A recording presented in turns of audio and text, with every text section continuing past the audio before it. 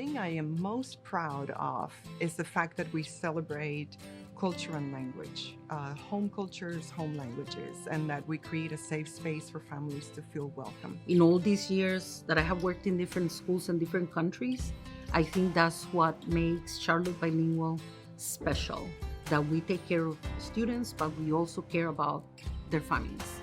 When the children walk into the classroom, they see pictures of themselves, they see pictures of their families. By embracing their language and their home culture, it helps the child be more comfortable in the classroom, and embracing the home language lets them know that you do care about them and you care about where they come from. When you are little, your mom talks to you, you pick up the language, but you are picking more than that. You're picking concept, culture, other skills. So if you tap into the student's native language, then you know how much they know, and you can continue to groom that, and the student will continue to grow academically, socially, emotionally, culturally, and then your job will be just to add that other language. We insist in teaching people in languages that they don't understand.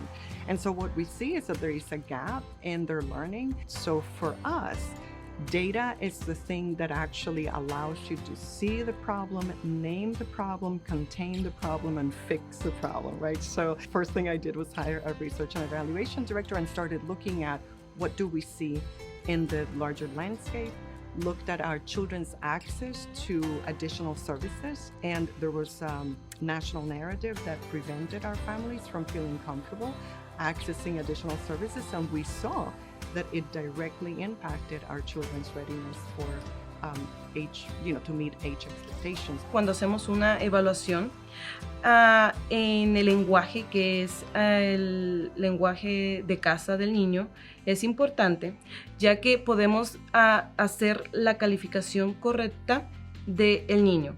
Por ejemplo, el niño puede tener mucho conocimiento en los números, pero tal vez para él es más fácil en español que en inglés. Al poder nosotros realizar la evaluación en su lenguaje, podemos estar seguros dónde se encuentra el niño.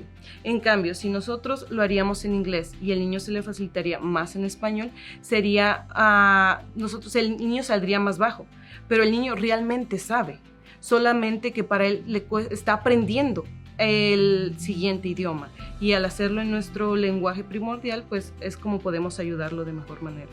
If you look at the third grade reading scores for our Latino children, only 40% of our children are reading in third grade level, right? Whereas there's 81% of white children who are reading on grade level in third grade. So there's a humongous gap, and we know that our graduates actually outperform their Latino peer all the way through second grade in elementary school, which means that what we do works. They have realized the impact that dual language education having the success of English learners. And they say, well, what are you doing in this school that is different? Why are your students having so much success?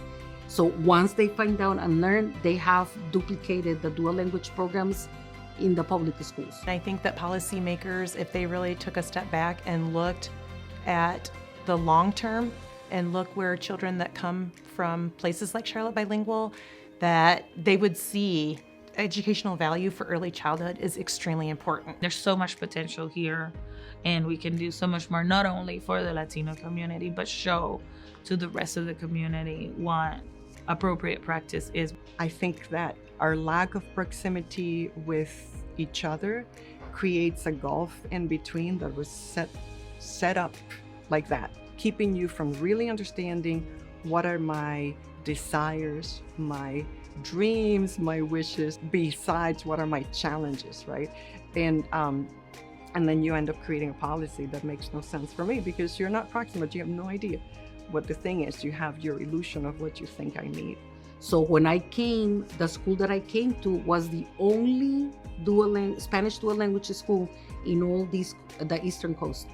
Now there is at least one bilingual dual language school in each county in North Carolina. That tells me that politicians are aware of the importance of embracing students who do not speak other language, do not speak English as their first language, and they are doing things to make sure that we serve those students well. So even though we have been doing it, moving very slowly, we are moving towards that. This is what happens when you've got a really good dream, a good plan, and you just get going. We can make a difference, and I think we should just keep at it.